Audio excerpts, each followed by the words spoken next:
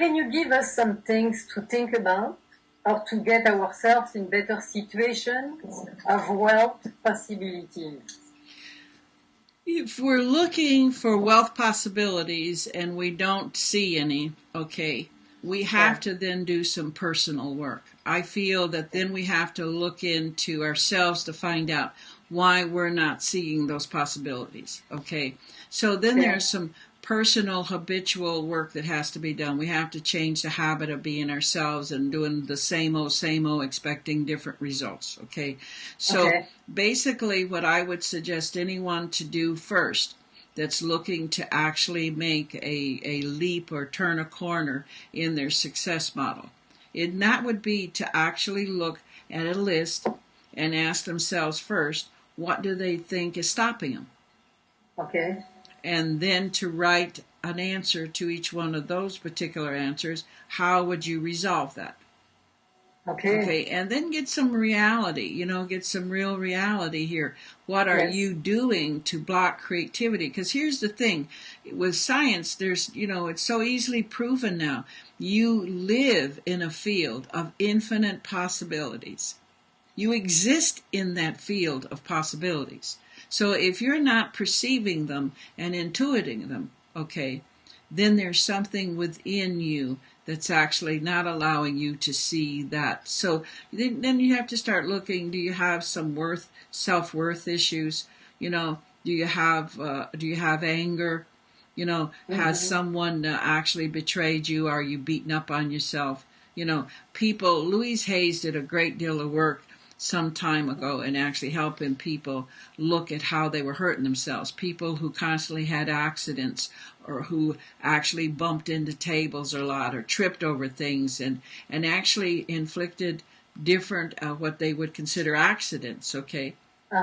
But in everything that you work through in therapy, you begin to understand that you're setting those things up and you're doing that to yourself. So you're punishing yourself for what? What is the motive? What's the bottom line for it? I think a lot of things that Dr. Phil does in helping people actually get in touch with what the thinking that they're doing is the results of. And when we begin to understand that energy follows thought, okay, then what are you thinking? I talk to people all the time that tell me, oh, no, I'm a very positive person, and I believe that there's just, no end to abundance and everything. And, I'm standing there looking at this person, knowing that they're here seeking abundance.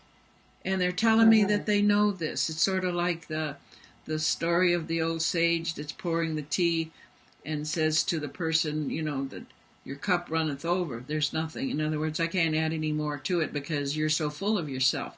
Well, people have to really get in touch with, if they want more wealth and they want more abundance, it's there. There is no question about it. There should be no doubt or fear around it.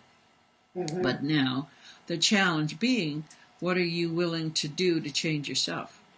That's right. How are you willing to face the things that you wish would go away? Okay, and facing oneself, getting in touch with our own habitual nature, and feeling very bad about that. You need to get over that. Doesn't do anything. I would desire that everybody take the word right and wrong out of their vocabulary, okay, or good and bad. Take it out. Don't use it anymore.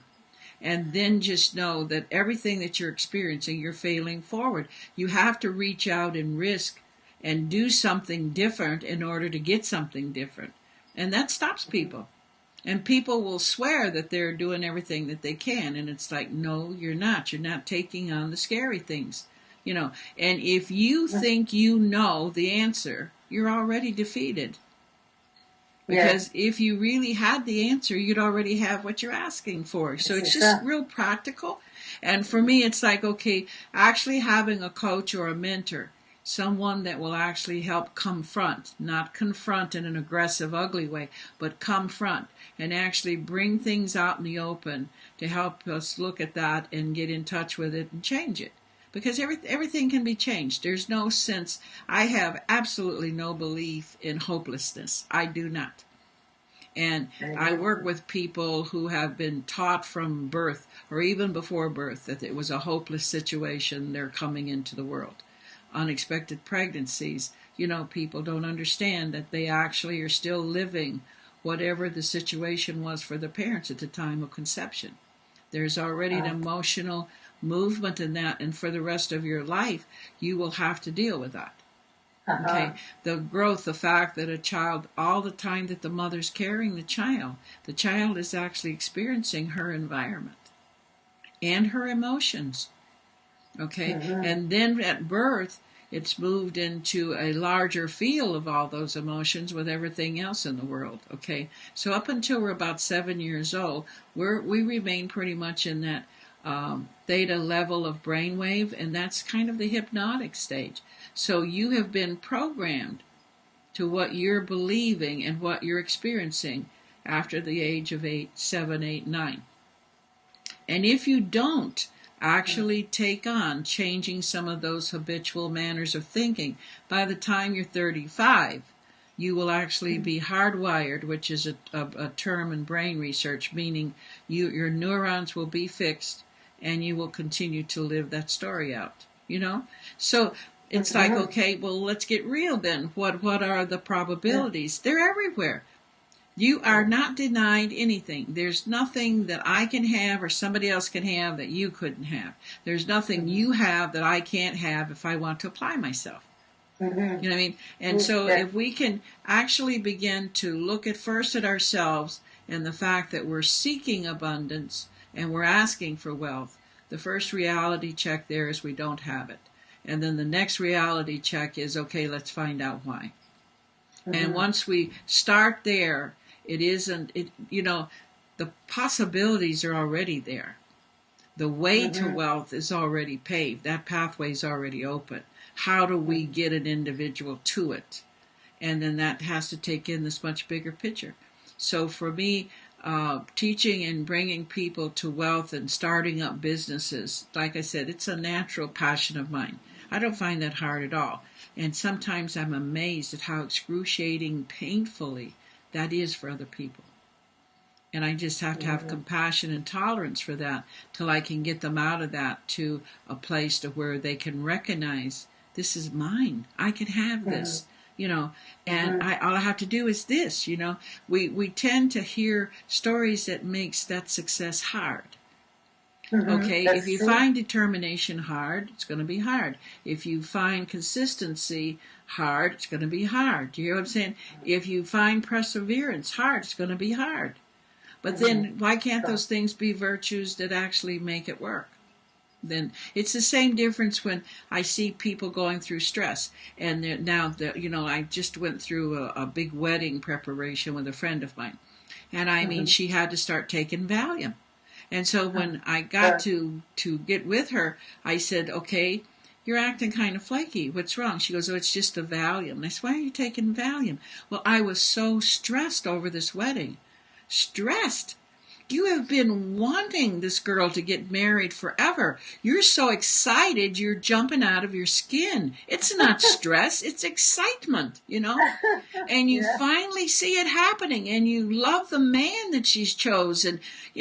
This is wonderful. Why are you taking Valium? You want to have every experience with it. Yes. And then she looked at me and she started laughing, and we laughed till our sides hurt. And she goes, oh my God, you're right. This is a marvelous time. I am excited. In fact, I'm so excited I confuse myself sometimes, And then we just turned that around.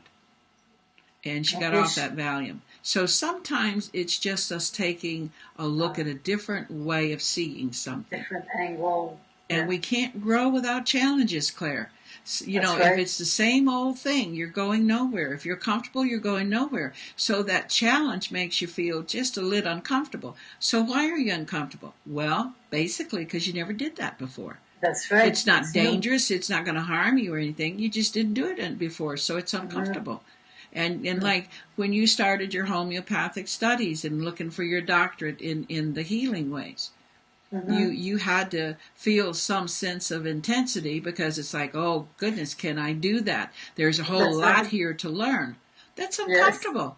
But then as you learn it and you begin to get very confident, look at the boost of morale that you have. Look at the excitement. Look at the beliefs that's down there. Yes, and see, that's what's wealth. That's what makes wealth. And I love teaching it. I love assisting and mentoring and coaching people to it. That's my payoff. I love doing it. Well, just looking at you and listening at you, it shows you love doing it.